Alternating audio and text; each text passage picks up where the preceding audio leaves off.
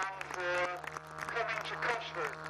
In the ground, the aeroplane had been developed into a weapon of war, which is very sad really, but first of all it's seen as a reconnaissance, as a way of improving the views of generals, the views of the competing armies, and then gradually the aeroplane became armed and it fitted with bombs, and by the end of the First World War it was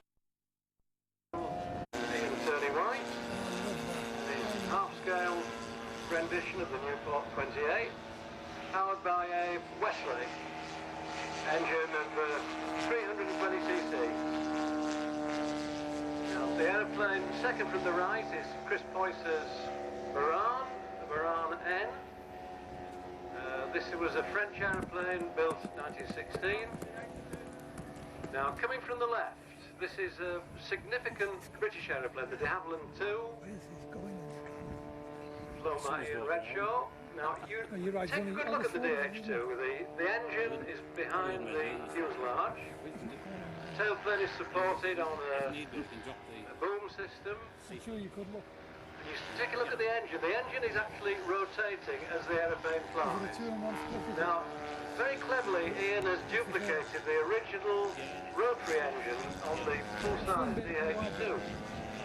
A rotary engine was an engine whose cylinders rotated around a fixed crankshaft.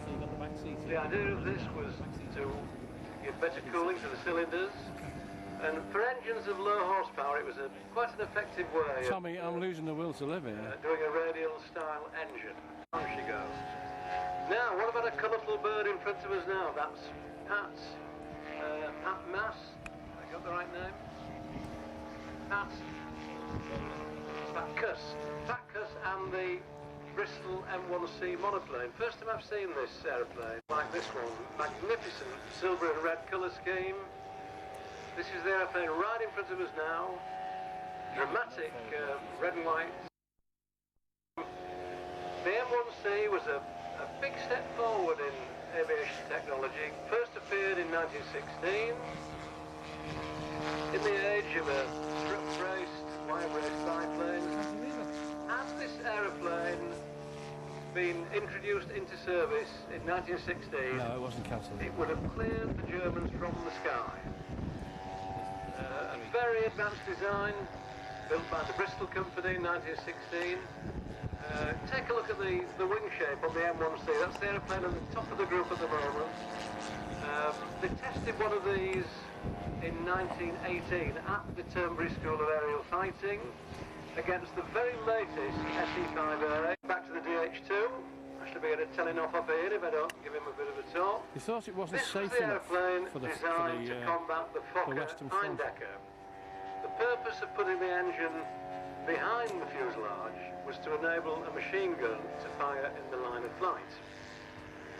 Seems a very crude way to do it compared to the system of an interrupter gear on the propeller, but it was effective. This DH2 is marked in the colours of a machine which was the first successful DH2 to bring down the German airplane. Is that right, Ian? Yeah, 18th Squadron, an aviatic in, I would imagine, the middle of 1916, something like that. I was very lucky in my time to, and he told me that it was the coldest aeroplane he's ever flown in his life.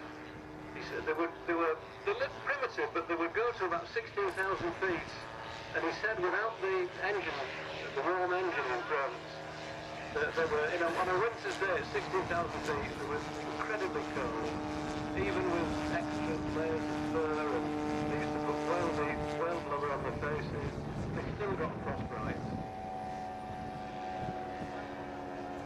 Newport 28 sold in tens of thousands to the Americans when they came into the First World War. The French rejected it. They didn't like it at all. And the Newport Company saw very rich pickings from the Americans, and they sold them loads of these aeroplanes. Very prone to losing fabric on the top wing. Very elegant looking aeroplane, but it was true that the German ace, the American ace, Eddie Rickenbacker, made his name on the Newport 28 before the SMAT 13 came along. Okay, Ian's going for a spin. Now watch the big Newport to the right. He's getting a bit more height. Remember, it's a 350cc engine in this aeroplane, big enough to push a motorbike along at 90 miles an hour, I should think. I'll let Ian get a bit more height. Oh, beautiful touch and go there from the DH2. There is a little bit more height required, so watch the big Newport, folks. Any minute now, Ian's going to pull up on the elevator and kick in the rudder. Ah, she goes, whoop, there she goes. Count the spins. 1, 2, 3.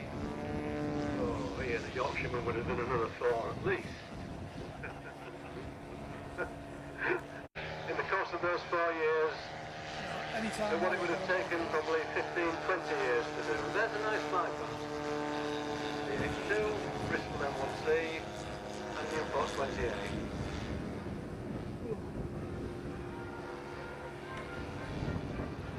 They haven't been eventually replaced by the SE5 about a year later.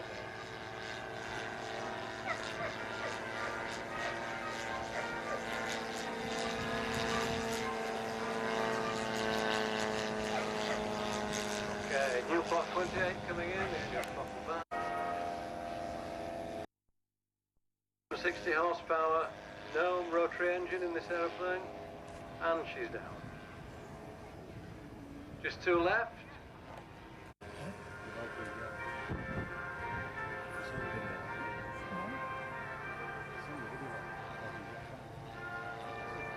Absolutely the cream of modelling here at Cosford today, ladies and gentlemen. This is probably the best large model show in the world, yeah, that one. in my I was looking for estimation. the proper Valkyrie, the B56, whatever it is, you know. Landing the DH2. Yeah, that was at Old Warden, wasn't it? Yeah.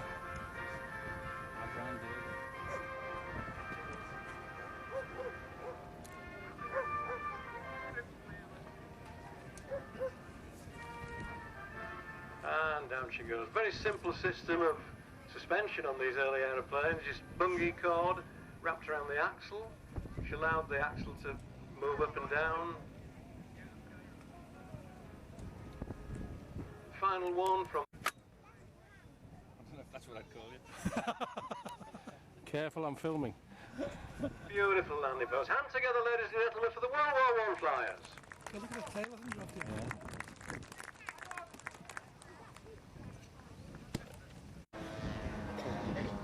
There's a Mitchell taking off from.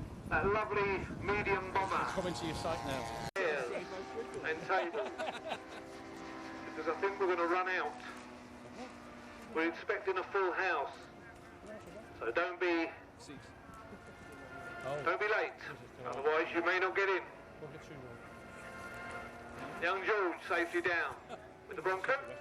Landing crew with the B-25.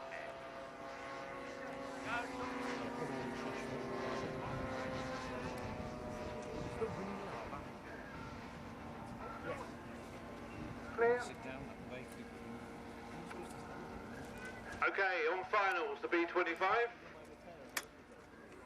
10-foot wingspan, Nixaroli plan, 38 Samoas. Working bomb doors, and she's down.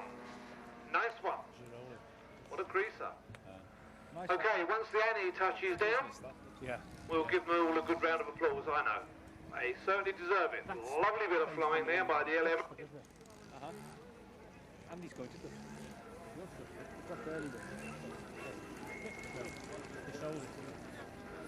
Steve Foxton, if you can hear me.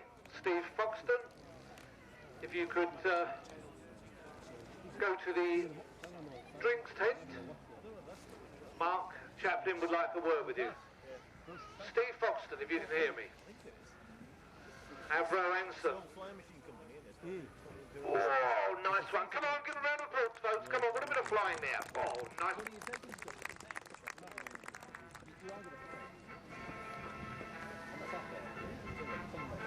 Goes by. Flown by an airline pilot. Lights on. How many people out there have actually flown